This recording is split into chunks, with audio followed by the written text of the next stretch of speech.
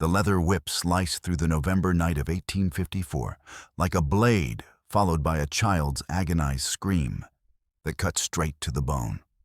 7-year-old Maisie Hartwell collapsed onto the cabin's frozen dirt floor, crimson spreading across her torn dress, where the lash had bitten deep into her shoulder blade. Her small fingers clutched a blood-slick scrubbing brush, knuckles bone-white with torment. "I'm so tired." She whispered the words barely audible above Wyoming's howling wind that rattled the cabin's loose boards. For one precious heartbeat, she saw her father's gentle face as he read from his worn Bible. By the fire heard her mother's sweet voice singing lullabies while braiding her hair with tender fingers. The golden memory shattered as Jeremiah Crenshaw's boot nudged her bleeding ribs. Lazy little wretch. He growled whiskey thick on his breath and cruelty gleaming in his bloodshot eyes. "That floor ain't gonna scrub itself clean of your worthless blood. Move your bones, or the next 20 lashes come with salt rubbed deep." His wife Eulalie watched from the shadows, her thin lips curved in satisfaction. "Should have done this months ago. Child needs to learn her place in this world. Proper discipline makes proper servants." The abuse had escalated systematically over the 8 months since her parents' sudden deaths from what the territorial doctor had called prairie fever. But Maisie had begun to notice disturbing patterns that her 7-year-old mind struggled to comprehend. 3 times in recent weeks, mysterious visitors had arrived after midnight, hard-faced men who spoke in hushed tones while examining leather-bound books by lamplight. She'd learned to feign sleep during these nocturnal meetings, pressing her ear to the thin cabin wall while pretending unconsciousness. Fragments of their conversations drifted through the darkness. Fresh merchandise from the Kansas territory. Documentation all in order. Judge Morrison's been well compensated for his cooperation. Transport costs running higher this season. Buyers in California paying premium prices for young ones. The words made no sense to her innocent mind, but the tone carried a calculating coldness that made her small body shiver with more than just the November chill. Whatever business these men conducted, it involved sums of money, larger than anything she'd ever imagined, hundreds of dollars changing hands while she scrubbed floors until her fingers bled. After each meeting, Jeremiah would retreat to his private chamber, carefully hiding something in a locked iron strongbox beneath loose floorboards. The ritual fascinated and terrified her in equal measure. Sometimes she heard him muttering over papers, occasionally cursing when calculations didn't balance properly. Once she'd glimpsed him through a crack in the door, updating entries in a thick ledger with meticulous precision. 47 children processed this season. He'd mumbled to himself that night. Net profit exceeding $800 after transport and documentation costs. California missions paying top dollar for healthy workers. Judge Morrison's cut increasing, but still profitable. The fragments meant nothing to Maisie then, but they planted seeds of fear that grew with each beating, each hungry night, each moment when she wondered if she'd survive to see another dawn. Outside in the bitter darkness, Waya pressed his weathered body against the cabin's rough log wall, eagle feathers stirring in the wind that carried the scent of coming snow. Through the grimy window, he watched the scene with mounting fury that burned hot in his chest. The sight awakened vivid memories of his daughter Ayanna, her dark eyes bright with love, as she laughed, then wide with terror, as soldiers tore her from his arms 3 winters past. But unlike many tragedies that struck with random cruelty, Ayanna's fate had been orchestrated by the same network of corruption he was beginning to understand. A Cheyenne scout named Running Bear had recently brought word from the Kansas mission's children were being systematically purchased from unscrupulous guardians, sold like livestock, to institutions that worked them to death while collecting government subsidies for their care. The scout had seen official documents, heard administrators boasting about their profitable arrangements with territorial officials. Native children were especially valuable because their disappearances were rarely investigated, but white orphans commanded higher prices from buyers who needed workers who could pass for legitimate employees. Wya's weathered hand found the knife handle at his belt as he watched Jeremiah heat an iron rod until it glowed cherry red in the fireplace flames. The brand bore the initials JC, not for identification, but for ownership. Time to mark our property permanent-like. Jeremiah told his wife, testing the brand's heat against his palm. Once she's branded proper, no law in the territory will question our ownership. We can work her until she drops dead, and who's to say different official papers show she's our bound servant legally acquired? Eulalie's laugh was sharp as breaking glass. Should have done this the day we took her in. Could have saved ourselves considerable trouble. Child's got spirit that needs breaking complete. Spirit's useful if properly directed. Jeremiah replied, moving toward Maisie with the glowing iron. California buyers pay extra for ones with fight left in them. Broken spirits don't work as hard in the gold fields. Wyah had seen enough. He slipped through the loose back window like smoke on the wind moccasins, silent on the wooden floor. The Crenshaws spun with startled cries as he stepped into the flickering firelight, his presence filling the cabin with deadly potential. Jeremiah dropped the glowing brand with a shower of sparks that danced across the room. What in blazes? Jeremiah lunged for his rifle, leaning against the stone mantel. I want the child. Wya's voice cut through the cabin like winter steel, calm and absolutely certain. She's mine by territorial law. Jeremiah leveled the weapon with shaking hands that betrayed his fear despite his bluster. Legal guardian, signed and sealed by Judge Morrison himself. Get out, savage, before I put a bullet through your heathen heart. Why are you helping me? Maisie whispered, looking up at this tall stranger with wonder and desperate hope flickering in her pain-dulled eyes. Because no child should suffer as you have suffered. Wyah replied gently, his voice carrying a warmth that contrasted sharply with his dangerous demeanor. Because my own daughter died as you are dying slowly and far from love. Then he struck with lightning speed, knocking the rifle aside and sweeping Maisie into his arms. She weighed almost nothing, skin and bones wrapped in blood-stained rags, lighter than a bundle of kindling, her small body burning with fever from infected wounds and starvation. Wait, she gasped, suddenly struggling in his protective embrace. Mr. Crenshaw's secret box under the floor in his room. He hides it there after the night visitors come. Sometimes I hear him counting money and writing in a big book. Wyah hesitated only a moment before setting her down carefully. Show me quickly, little one.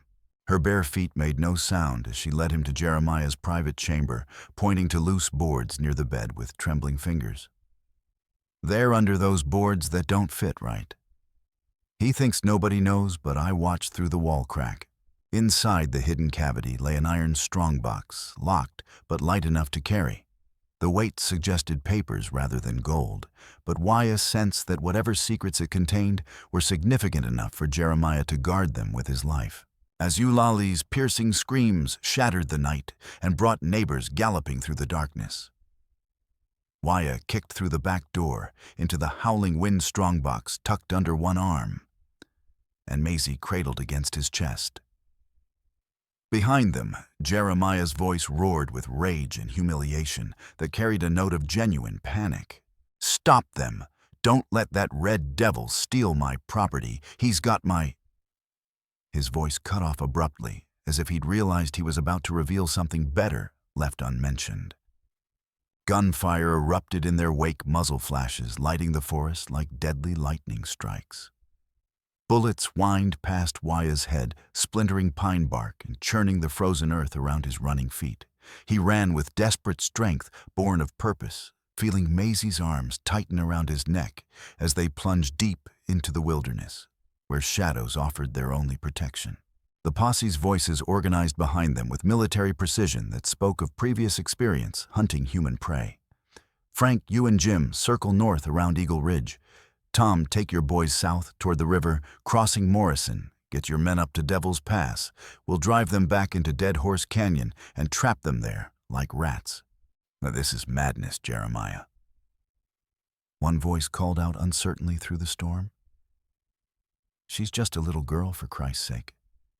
She's my property, legally bound. Jeremiah snarled back, though his voice carried an edge of panic that hadn't been there before. The loss of his strongbox had transformed this from a simple recovery operation into a desperate flight from justice. Any man who won't help me reclaim what's mine can ride on home to explain to his wife why he's too yellow to help his neighbors. But another voice spoke up, stronger and more confident. Maybe we should hear what the child has to say about her treatment, Jeremiah. Some of us remember when she was a healthy, happy little girl with the Hartwells. Keep your mouth shut, Peterson. Jeremiah's response was sharp with desperation. You don't understand what's at stake here. If they get away with what they know, we're all dead men, every last one of us. Waya knew these mountains better than any white settler, but his enemies had superior numbers and repeating rifles that could fire multiple shots without reloading. More critically, they were hunting with the desperation of men who had everything to lose. Whatever was in that strongbox, it was worth killing for and dying for. The first night nearly killed them both. Wyah climbed steadily upward through pine and aspen, following ancient game trails invisible to untrained eyes. But the bitter cold penetrated even his thick buckskin. Maisie's breathing grew increasingly labored, her small body burning with fever from infected wounds and exposure to the November storm. They took shelter in a shallow cave, barely more than an overhang of rock, while snow began falling in earnest. Wyah built a tiny fire from dry tinder, using his body to shield the flames from detection while trying to warm the shivering child. Are you hurt badly, little one? He asked softly, examining her wounds by flickering firelight. Her eyes, far too old and pain-filled for 7 years, met his in the pale glow. My back burns like fire where the whip cut deep, and my hands are all torn up from scrubbing floors. But I can be brave like Papa taught me. He said brave people help others even when they're scared. The simple courage in her trembling voice reminded him achingly of Ayanna's final words. I'll remember you, Father, no matter where they take me. He offered dried venison from his parfleche with gentle hands, though she could barely keep the tough meat down. Tell me about your Papa and Mama, he said quietly, hoping to distract her from pain and fear. Papa read from the good book every night by the fire. She whispered, her voice growing stronger as memories warmed her. He had the kindest eyes, and his hands were always gentle even when he was tired from working our land. Mama sang while she cooked, and she made the best apple pies in the whole territory. They loved me so much. Her voice broke on the last words, and tears froze on her hollow cheeks. They got sick so sudden-like. One day they were fine, and the next they were burning with fever and couldn't keep water down. Doc Henderson said it was prairie fever, but what little one? I heard Mr. Crenshaw talking to one of his night visitors about how the Hartwell land was prime bottom ground, worth more than most folks realized. And he said something about how the well problem took care of itself when they thought I was sleeping. Wyah felt ice form in his stomach that had nothing to do with the mountain cold. Poison in the well water would cause exactly the symptoms she described: sudden illness, fever, inability to keep fluids down. The Crenshaws hadn't just abused an orphan child. They'd murdered her parents to create an orphan they could exploit. They forded a rushing creek, swollen with snowmelt, icy water, soaking through their clothes, until teeth chattered uncontrollably and muscles cramped with cold. Behind them, torches bobbed through the trees, like angry fireflies, drawing steadily closer. Jeremiah's voice carried on the wind, alternately pleading and threatening his reluctant posse. I'll pay double wages to any man who brings them back alive. That savage stole more than just the girl. He's got property that belongs to me. Documents that could ruin us all if they fall into the wrong hands. But some voices were growing doubtful as the pursuit stretched into its second day. Maybe we should turn back Jeremiah. This ain't right, chasing an Indian who's just trying to help a beaten child. Maybe she needed helping. You soft-hearted fools don't understand what's at stake. Jeremiah's response carried a note of genuine desperation that confirmed Waya's suspicions about the strongbox's contents. If they get away with what they know, we're all dead men. The federal marshals will hang every last one of us. The second day brought worse challenges as they climbed higher into the Rockies. The first snowflakes began falling as altitude increased, fat flakes that would soon become a blizzard. Waya's lungs burned in the thin air, while Maisie drifted in and out of feverish consciousness. Several times he thought he'd lost her, only to feel her breathing steady against his chest as he wrapped her more tightly in his buckskin jacket. "Why are you helping me?" she asked during one of her lucid moments as they rested beside a frozen waterfall. "You don't even know me." "I know suffering when I see it," Waya replied, checking their back trail for signs of pursuit. "And I know what it means to lose a daughter to cruel people who care nothing for a child's pain." "What happened to your daughter?" Waya was quiet for so long that Maisie thought he wouldn't answer. Finally, his voice came low and filled with old grief. "Her name was Ayanna, which means eternal blossom in our tongue. She was taken by soldiers when she was 8 years old, sold to a mission school that promised to civilize native children. She died there of neglect and cruelty, far from everyone who loved her." "I'm sorry," Maisie whispered, taking his weathered hand in her small fingers. "That's not fair. Children shouldn't have to die alone and scared." "No, they shouldn't. That's why I won't let it happen to you." The third day brought the wolves. Yellow eyes reflected pale sunlight from the pine shadows, 6 gaunt predators' ribs showing through winter-thin fur, desperation making them bold enough to approach human prey. The pack leader, a massive male scarred from countless battles, stepped into their small clearing with yellowed fangs, bared, and hackles raised like spears. "What are those?" Maisie whispered, pressing closer to Waya's chest as he slowly reached for his weapons. "Hungry wolves. Fire will drive them back, but we must be very careful. They're desperate enough to attack humans, which means they're more dangerous than usual." Wyah set her behind a large boulder and gathered dry tinder with practiced speed, his hands steady despite the growing danger. Flint struck steel, sending sparks into the small pile of kindling he'd assembled. Flames leaped high, casting dancing shadows across the clearing, as the wolves circled like gray ghosts, testing for any sign of weakness. Their eyes held the cold intelligence of natural predators who'd learned that humans meant easy prey in the right circumstances. The largest wolf darted forward, suddenly jaws snapping inches from Maisie's arm, before the flames drove him back with a snarl of frustration. His attack triggered the rest of the pack, who rushed forward in coordinated waves, trying to find an opening past the fire barrier. Waya's knife flashed in the firelight, opening a shallow cut along one wolf's muzzle when it pressed too close. The beast yelped and retreated, but the pack continued circling for several more tense minutes before eventually melting back into the deeper shadows to find easier prey. "Are they gone forever?" Maisie asked, her small voice shaking as much from cold as fear. "For now," Waya replied, building the fire higher against the growing storm. "But flames that save us from wolves also call our human enemies like a beacon in the darkness." As if summoned by his words, Jeremiah's voice echoed up the mountainside. "I see firelight. They're up there on Devil's Ridge. We've got them cornered now. No way down except through us." Wyah scattered the fire quickly and lifted Maisie again, feeling her shivering intensify as snow began falling harder. The strongbox made their flight more difficult, but he sensed its contents might be their only hope for justice, rather than mere survival.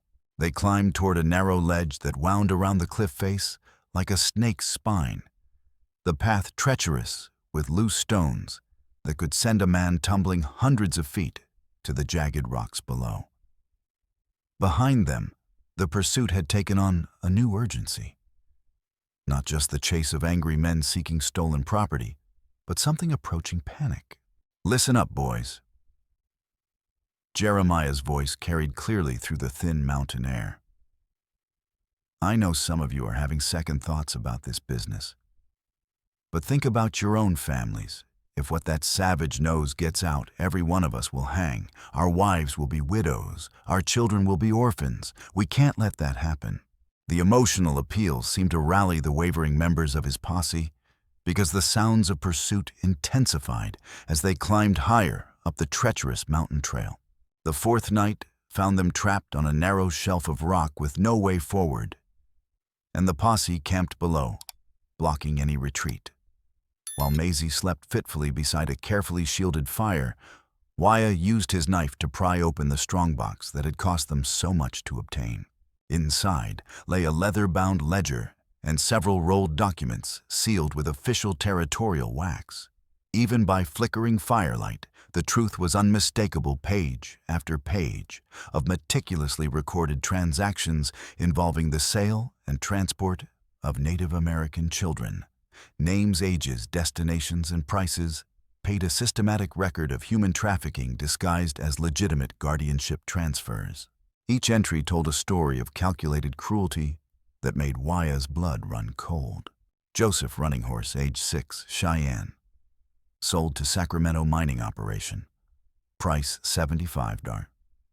Status worked to death in gold, claims died of exhaustion and malnutrition, October 1853. Sarah White Dove, age 9, Lakota. Sold to Denver textile mill. Price $60, status killed in machinery accident, March 1854. Replacement cost deducted from future transactions. Little Bear, age 7, Arapaho. Sold to Kansas wheat farm. Price $45. Status beaten to death by overseer for attempted escape, July 1854. Wya's hands trembled as he found the entry that had haunted his nightmares. Ayanna, daughter of Wyah, age 8, Cheyenne. Sold to Presbyterian Mission School, Leavenworth, Kansas. Payment received $50. Status died of pneumonia and deliberate neglect, February 1851. Disposed of in unmarked grave behind chapel. Total profit after transport costs $38. His daughter reduced to a balance sheet entry, her precious life valued at less than a decent horse. But rage gave way to grim determination as he realized the ledger contained far more than individual tragedies. It documented a network of corruption reaching into the territorial government itself, judges paid to approve fraudulent guardianship papers, federal agents who looked the other way in exchange for regular bribes, and mission schools that collected government subsidies for children they systematically worked to death. But the most damning evidence came in the later pages, where Jeremiah had begun branching out from native children to white orphans like Maisie. The entries showed how he'd identified vulnerable families, then eliminated the parents through various means, sometimes outright murder, sometimes slow poisoning, occasionally arranging accidents that left children orphaned and available for acquisition. Thomas and Mary Hartwell. He read with growing horror. Poisoned via well contamination arsenic, administered over 6-week period. Deaths attributed to prairie fever by territorial physician Dr. Henderson, compensated $20 for cooperation. Daughter Maisie acquired as legal ward documentation processed by Judge Morrison, $50 standard fee. Estimated sale price to California operations $150. Net profit after all costs $75.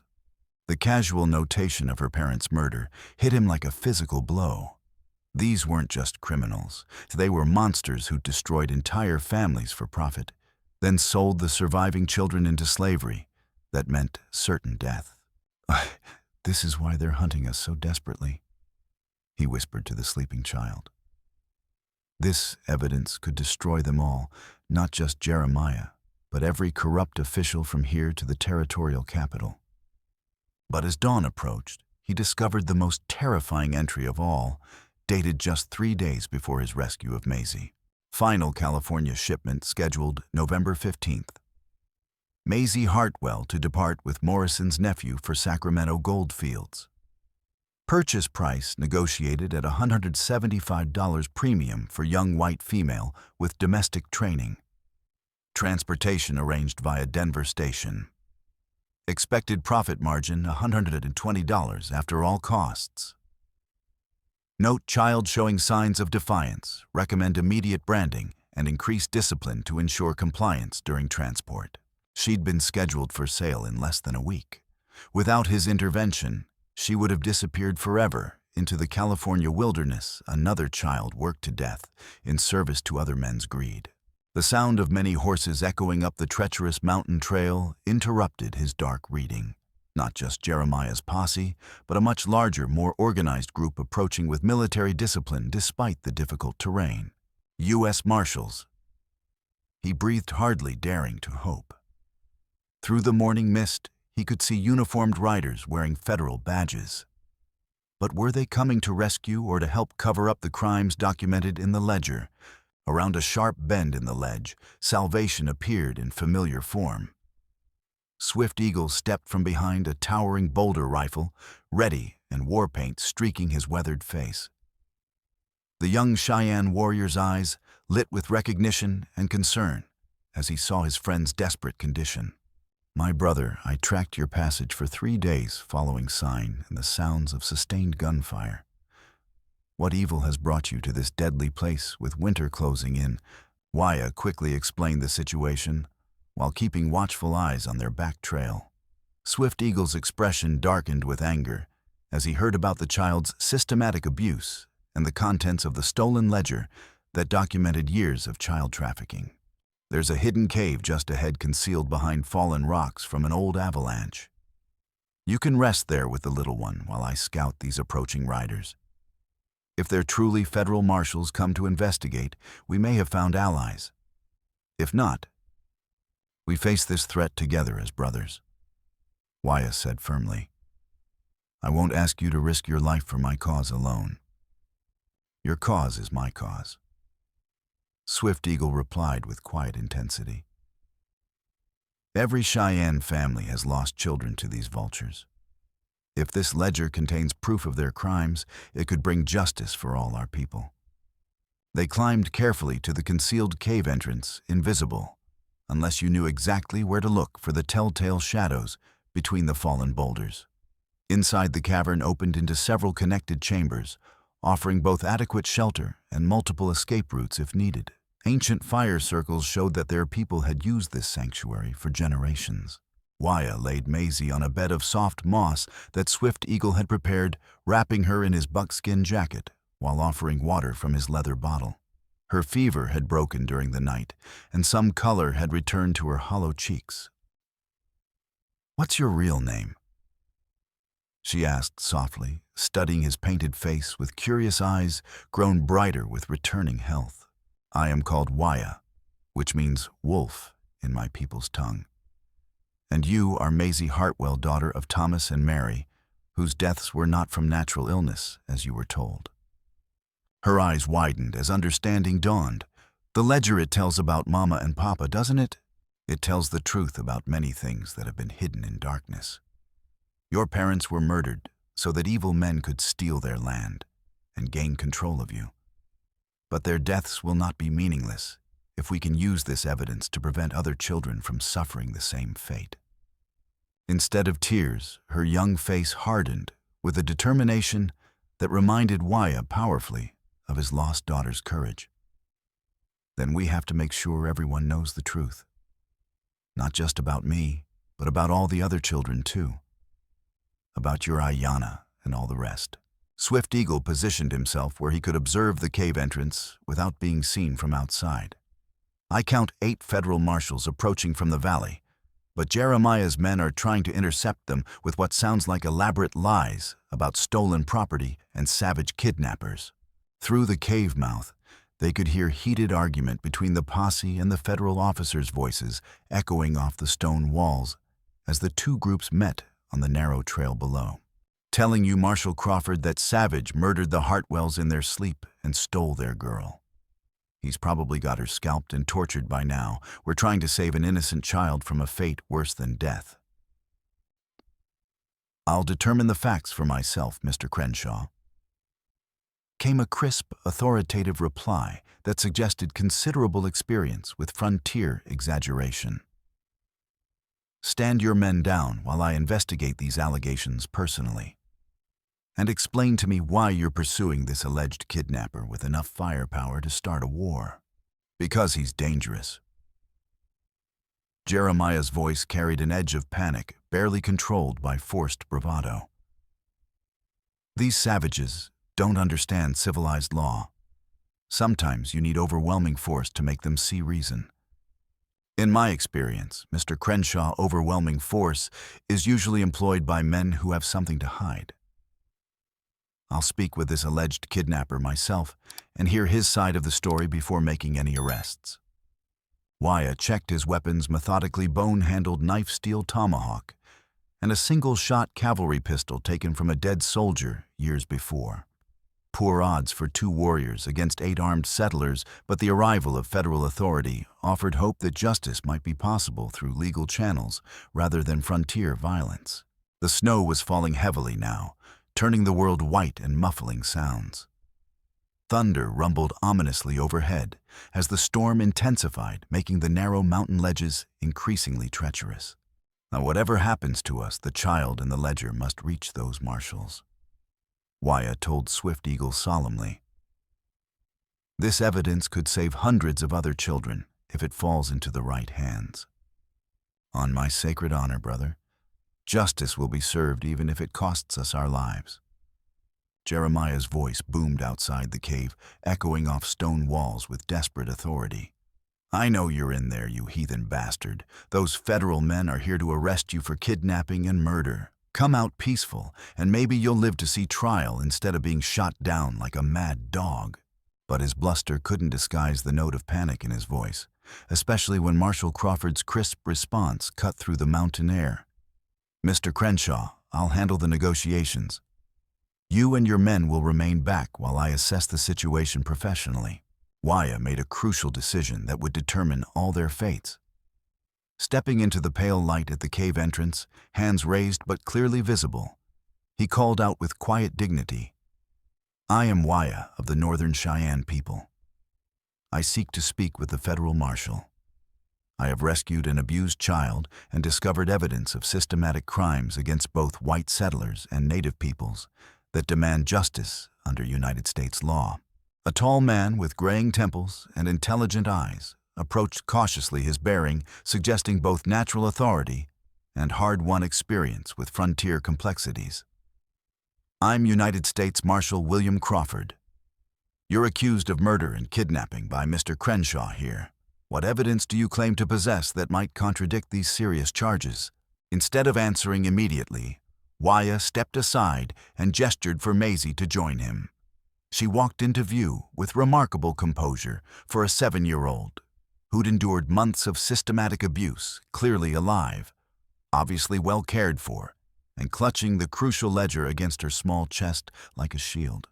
This little girl will speak for herself about who rescued her and who was killing her slowly with cruelty disguised as discipline. Wyah said calmly. And this book contains documented proof of systematic crimes that reach into the territorial government itself.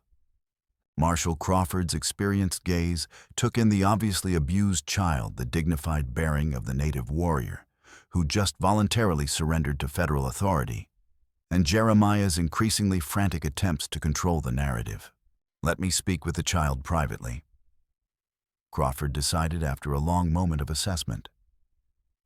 Then I'll examine whatever evidence you've mentioned. What followed was perhaps the most important conversation in territorial history. Inside the cave's sheltered interior, Marshal Crawford questioned Maisie with the gentle patience of a man who dealt with traumatized children before. Her clear, detailed testimony about months of systematic abuse, corroborated by visible scars and her own remarkable composure, painted a damning picture that no amount of bluster could contradict. Tell me about these night visitors you mentioned, Crawford said softly, making notes in a leather-bound journal. They came after midnight, when they thought I was sleeping. Maisie replied with startling clarity. Hard-faced men who talked about money and contracts, and judges who could be trusted to keep quiet. Mr. Crenshaw would show them his big book and count out gold coins while they discussed merchandise and transport costs. What kind of merchandise? Children, I think. They talked about ages and prices and how much buyers in California would pay for different kinds of workers. And they mentioned other children by name, Indian children mostly, but some white ones too. Crawford's expression grew increasingly grim as she described the nocturnal meetings in detail far beyond what any 7-year-old could have fabricated. When she told him about witnessing Jeremiah hide the strongbox after each meeting, updating entries in his secret ledger, the marshal's professional skepticism transformed into growing conviction. "Show me this ledger immediately."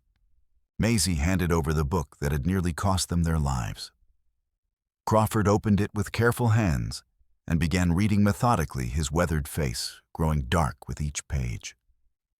Outside the cave, Jeremiah's voice grew increasingly shrill as he realized his carefully constructed lies were crumbling under professional scrutiny. "Don't let them fool you with their elaborate deceptions," he shouted with forced confidence. "That book is forged. Indians can't even read, much less keep detailed financial records. I'm a respected member of this community, with legal guardianship papers signed by Judge Morrison himself. Then you won't mind if I examine those papers along with the signatures in this ledger." Crawford replied coolly, not looking up from the damning evidence. "I've developed considerable expertise in detecting forgeries during my 15 years of federal service." The ledger's contents exceeded even Wyah's darkest expectations.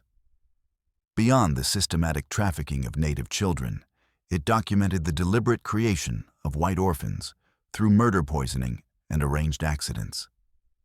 The financial records showed profits exceeding $2,000 annually from child trafficking, with detailed breakdowns of bribes paid to judges, doctors, and federal officials.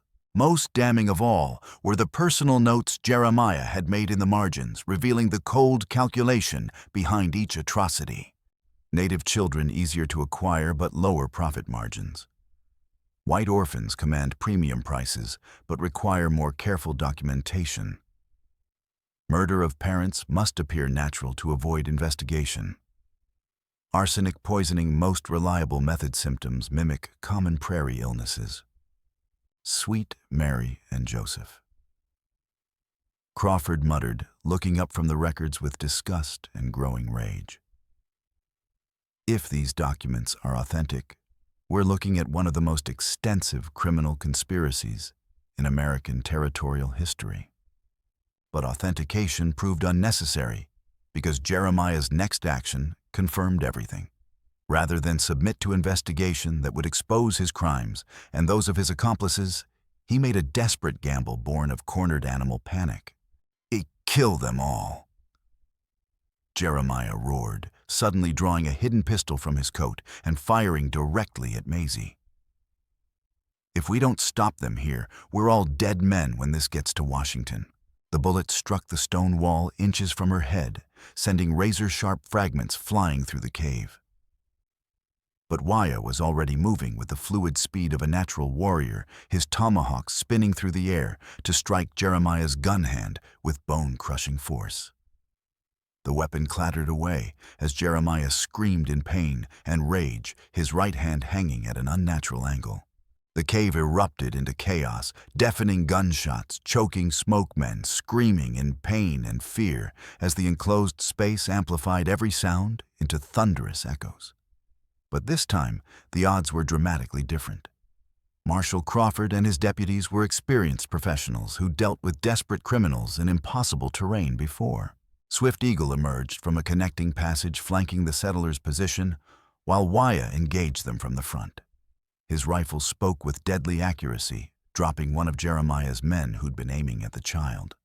The disciplined federal return fire quickly overwhelmed the demoralized posse whose members had signed up for simple property recovery, not warfare against both native warriors and federal marshals. "Surrender your weapons." Crawford shouted with absolute authority that cut through the battle noise. "The next man who fires will be shot down without warning." The gunfire ceased abruptly, leaving only echoes and the groans of wounded men. Jeremiah slumped against the wet stone wall, blood seeping between fingers pressed to his shoulder wound where a marshal's bullet had found its mark. His remaining followers looked uncertain and demoralized, realizing they'd been led into a trap that could cost them their lives. "And this has gone too far, Jeremiah," one called out shakily. "We came to help recover a stolen child, not to murder federal marshals. Let's surrender peaceful and sort this out legal-like." "Too late for peaceful solutions," Marshal Crawford said grimly, surveying the wounded men and the damning evidence that had sparked the confrontation. "Too much blood has been spilled, and too many crimes have been revealed for simple surrender." But Jeremiah wasn't finished fighting. With his left hand, he drew a concealed knife and lunged toward Maisie with the desperate fury of a man who had nothing left to lose. "If I'm going to hang, I'll take the little witness with me." He snarled the blade, gleaming in the firelight. Wya's knife met Jeremiah's thrust steel ringing against steel in the confined space.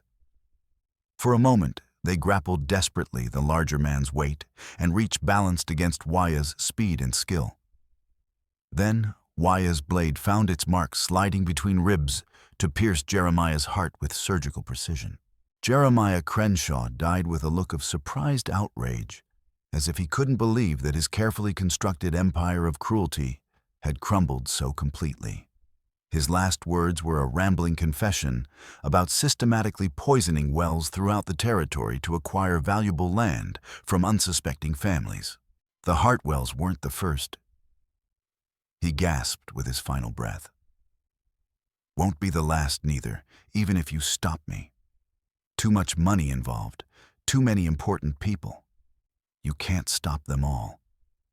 The dangerous descent through the storm took most of the day, with the bodies of the dead carried on improvised stretchers while the wounded rode in hastily constructed travois.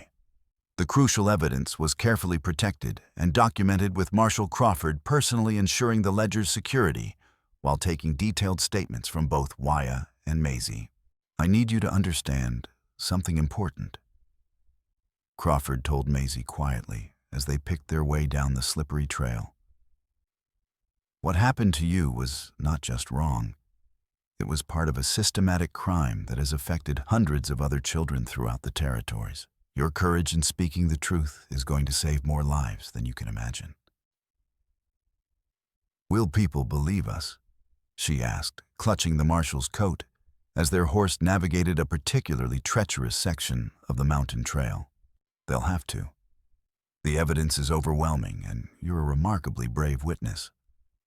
But more than that, this case is going to change how territorial governments handle orphan children.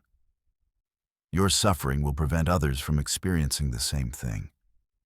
The revelation that her parents had been murdered, not struck down by natural illness, had shaken her deeply. But it also provided a focus for her grief and anger.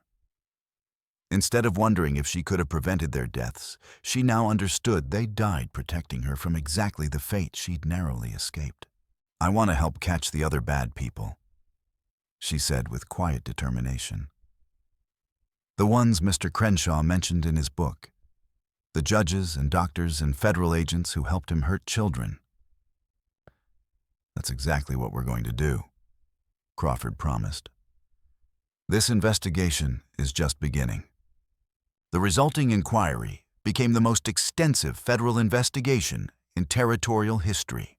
Hidden compartments in Jeremiah's house revealed additional evidence that painted an even more damning picture, detailed maps of native burial grounds that had been illegally strip-mined for gold, extensive correspondence with corrupt territorial officials. Financial records documenting systematic exploitation of both white orphans and native children. And contracts with California operations that essentially amounted to slave labor agreements. But perhaps most significant was the discovery of Jeremiah's client list, a comprehensive directory of buyers throughout the Western territories who'd purchased children for various forms of exploitation. Mine operators, factory owners, large-scale farmers, and even wealthy households seeking unpaid domestic servants had all participated in what amounted to a territorial slave trade, disguised as legitimate employment. The trial attracted national attention, with newspaper reporters traveling from as far away as New York and Boston to cover the proceedings. The territorial courthouse in Cheyenne had never seen such crowds, with overflow spectators gathering in the streets to hear testimony about crimes that shocked even frontier-hardened sensibilities. Maisie's testimony proved to be the trial's dramatic centerpiece. Despite her young age, she spoke with remarkable clarity and composure about months of systematic abuse, describing not just her own suffering, but the broader criminal network she'd witnessed through overheard conversations and careful observation. Mr. Crenshaw kept a big book where he wrote down children's names and how much money he got for selling them. She testified in a clear voice that carried throughout the packed courtroom. He had pictures drawn of some of the children, and he would show them to the men who came at night to buy them. "What did these men look like?" asked the federal prosecutor. "Hard faces, like they'd seen too much meanness. They dressed nice, but their eyes were cold when they looked at the pictures. They talked about children like they were horses or cattle, which ones were strong enough for hard work, which ones were young enough to train properly." Her description of the nocturnal meetings provided crucial details that corroborated the documentary evidence, while her obvious intelligence and composure made her testimony impossible to dismiss as childish fantasy. But the most powerful moment came when she identified several of the buyers from courtroom sketches prepared by territorial artists. 3 men were arrested on the spot, their shocked protests proving futile against her detailed recollections of conversations she'd overheard while pretending to sleep. Wya's testimony provided equally damning evidence about the systematic targeting of Native families. His dignified bearing and articulate English surprised many spectators who'd expected the stereotypical savage portrayed in popular literature. "They didn't just steal our children," he testified with quiet intensity. "They studied our families, learned our routines, identified which children would be missed least by authorities who didn't care about Native lives. Then they would stage raids or kidnappings that looked like intertribal warfare, covering their tracks while selling our children into slavery." The documentary evidence spoke for itself. Page after page of meticulous records showed not just individual transactions, but the systematic nature of the conspiracy.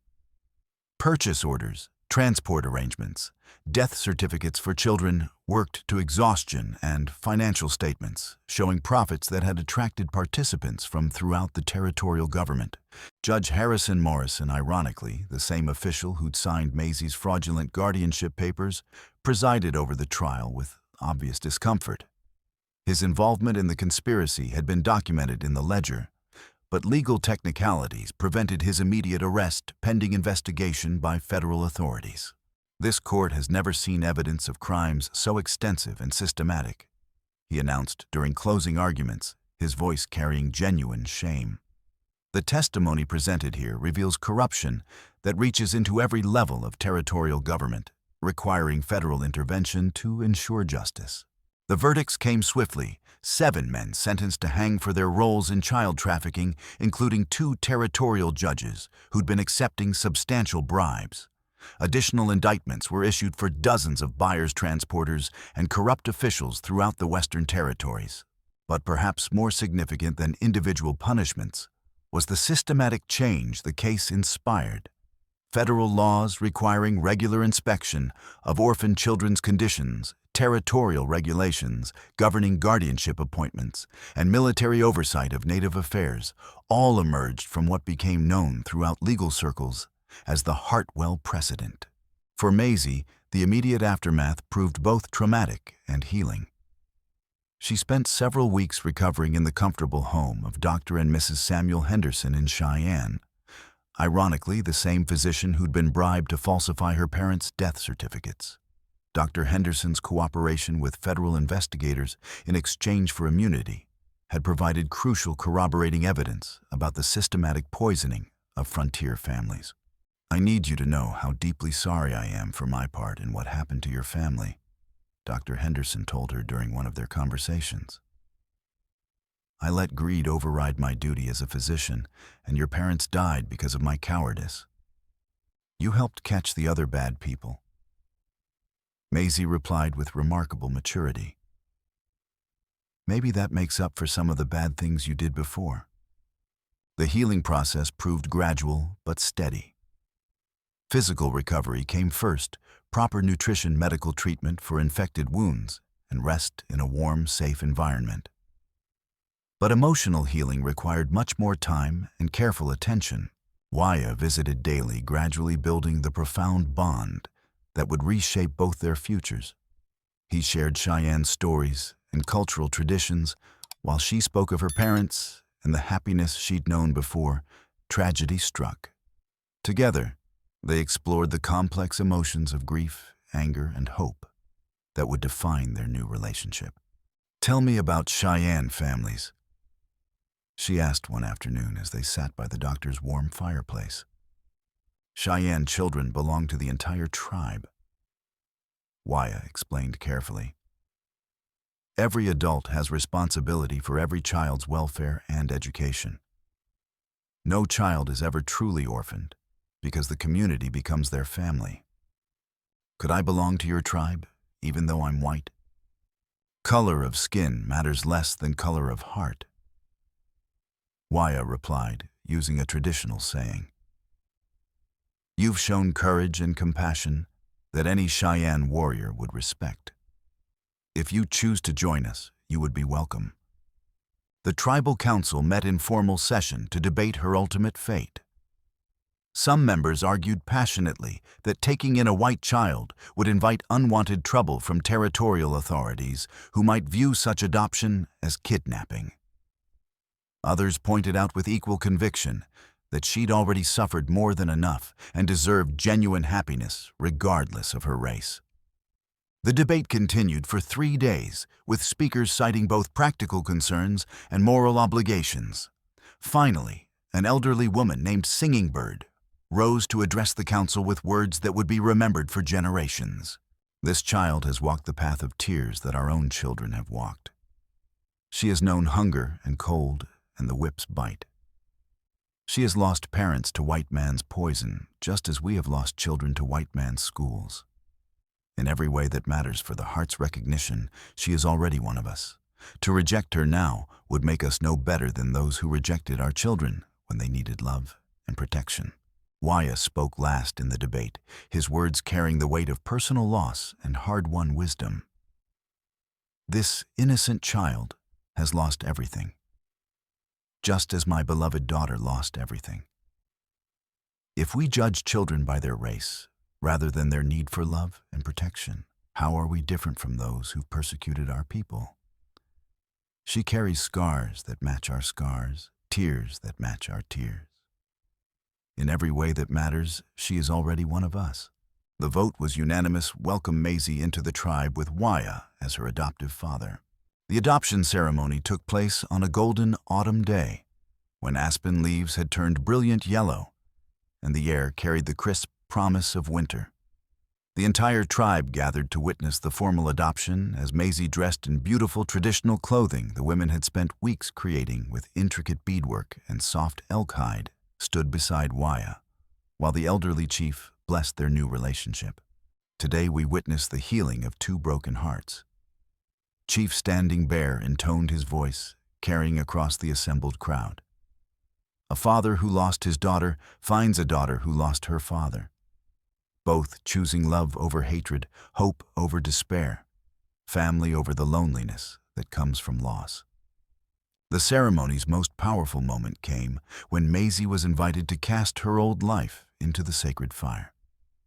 The broken scrubbing brush that had symbolized her suffering was placed in ceremonial flames, its destruction marking the definitive end of one life chapter and the hopeful beginning of another. As the hated object burned, she spoke words that brought tears to many eyes. "I give my pain to the fire so it can't hurt anyone else. I give my fear to the flames so I can be brave for other children who need help. I give my old name to the smoke so it can carry my parents' love up to the sky where they wait for me." "And what name do you choose for your new life?" Chief Standing Bear asked. She looked at Waya with eyes that sparkled with newfound hope. "Ayanna," she said clearly. "I want to carry the name of the daughter he lost, so her memory will live in someone who loves him." The gesture moved Wyah beyond words. In that moment, he felt his original daughter's spirit blessing their new relationship, as if Ayanna herself had guided him to this child who needed exactly the same love and protection she had been denied. "Thank you for hearing me when I cried," she told Wyah, as flames consumed the hateful object. He nodded, understanding she meant far more than simply hearing her pleas for help. She was thanking him for seeing her fundamental humanity when others had seen only property to be exploited. But even this joyful moment couldn't completely dispel the shadows of past trauma. That night, she woke screaming from dreams of Jeremiah's whip and Eulalie's cruel laughter. Waya held her as she wept, understanding that healing would be measured in years, not days. "Will I always be afraid?" she whispered against his chest. "Fear is the heart's way of remembering danger so we can protect ourselves," he replied gently. "But you're safe now, truly safe. The people who hurt you are dead or in prison, and you're surrounded by those who love you completely. Fear will fade as safety proves itself real. And what about you? Do you still dream of your first Ayanna?" Wyah thought of his daughter dead now for 4 years, and the sharp pain that still caught him unexpectedly at odd moments. "I dream of her often, but the dreams have changed. Now I see her happy and safe in the spirit world, and I know she approves of what we've done. She would have loved you like a sister. In fact, I believe she guided me to you so her name could live again in someone worthy of carrying it." Recovery proved gradual but steady. The Cheyenne community's emphasis on mutual support and shared responsibility provided stability. Maisie, now Ayanna, had never experienced, even in her earliest childhood with loving parents. She learned their complex language with remarkable speed, mastered traditional skills like intricate beadwork and hide preparation, and learned to ride and track from Wyah himself. Most importantly, she discovered that family meant people who chose to love and protect each other, regardless of blood relationships or racial differences. The tribal children accepted her completely once she'd been formally adopted, teaching her games and skills while protecting her from any residual fear or sadness. As winter deepened, news reached the camp that brought both satisfaction and sobering reminders of the work still to be done. The territorial governor had issued a formal public apology to the tribe and promised substantial reparations, returned lands, and financial compensation for kidnapped children. But investigations had also revealed that similar trafficking networks operated throughout the Western Territories, requiring ongoing federal intervention to dismantle completely. Marshal Crawford visited the camp regularly, updating them on the continuing investigation, while also checking on Ayanna's recovery. His reports painted a picture of systematic corruption that would take years to fully address. "We've identified buyers in 12 different territories," he told Wyah during one of their conversations. The network was far more extensive than even Jeremiah's ledger revealed. "But your courage in rescuing this child and preserving that evidence has given us the tools we need to fight back." "And the other children? The ones still trapped in these systems? We're finding them one by one. Your case has made it politically impossible for territorial officials to ignore these crimes. Federal marshals are conducting surprise inspections of orphanages, mission schools, and work camps throughout the West. Every child we rescue owes their freedom partly to your courage and Ayanna's testimony." The most meaningful success, however, was measured in simpler terms. Ayanna began laughing again, hesitantly at first, then with the full joy of a child who finally felt completely safe. She gained healthy weight, her hollow cheeks filling naturally, her eyes sparkling with renewed curiosity and hope. One snowy evening, as they sat around the tribal fire, listening to traditional stories, she asked quietly, "Will you tell me about the first Ayana? I want to know about the girl whose name I carry." Wyah stared into the dancing flames, still feeling sharp pain when speaking of his lost daughter, but also finding comfort in sharing her memory with someone who would honor it. "She was remarkably brave, like you've learned to be. When soldiers took her, she didn't cry or beg for mercy. She looked at me with those dark eyes, so much like yours, and said, 'I'll remember you, Father, no matter how far they take me.' I believe she kept that promise until her final breath, and I believe she's watching over us now with joy, because her name lives again in someone who understands the value of courage and compassion." Ayana took his weathered hand in her small fingers. "I'll remember her too.